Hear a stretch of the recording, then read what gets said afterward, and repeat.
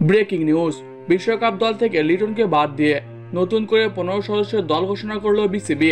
বিশ্বকাপে কি ফিরবে তামিম? এই নিয়ে বিস্তারিত জানতে হলে ভিডিওটি না টেনে শেষ পর্যন্ত দেখতে থাকুন।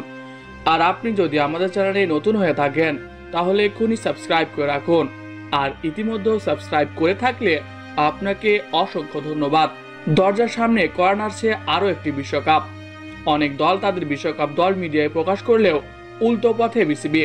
জানা গেছে বিসিবি তাদের 15 সদস্যের বিশ্বকাপ একাদশ নির্বাচন করেছে। তবে অন্যান্য দেশের মতো কেন বিসিবি নেই 15 সদস্যের নাম নিয়ে সবার সামনে আসেনি। ভারত তাদের বিশ্বকাপ দল ঘোষণা করেছে, বিরাট কোহলি সেখানে আছে। বাংলাদেশ দল বিশ্বকাপ দল আইসিসির কাছে পাঠিয়েছে, সেই দলে আছেন কারা? বাংলাদেশ যে দল বিশ্বকাপে আইসিসির কাছে মেইল করে পাঠিয়েছে সেই দলের 15 জন ক্রিকেটার রয়েছে। আমরা তাদের সূত্র ধরা মোটামুটি নিশ্চিত হয়েছি কোন 15 জন ক্রিকেটারের নাম আইসিসির কাছে পাঠিয়েছে। তবে 25 মে তারিখের মধ্যে বাংলাদেশের নির্বাচক প্যানেল সেই নাম পরিবর্তন করতে পারবেন।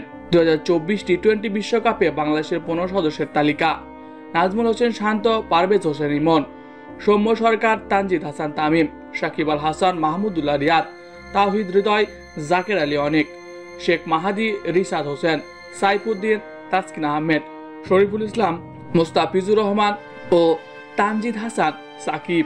তো প্রিয় দর্শক, বিশ্বকাপ দল থেকে বাদ পড়লেন লিটন কুমার দাস।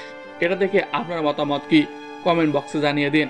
এছাড়াও খেলাধুলার সকল আপডেট সবার আগে পেতে হলে আমাদের চ্যানেলটি সাবস্ক্রাইব করতে ভুলবেন না। ধন্যবাদ সবাইকে।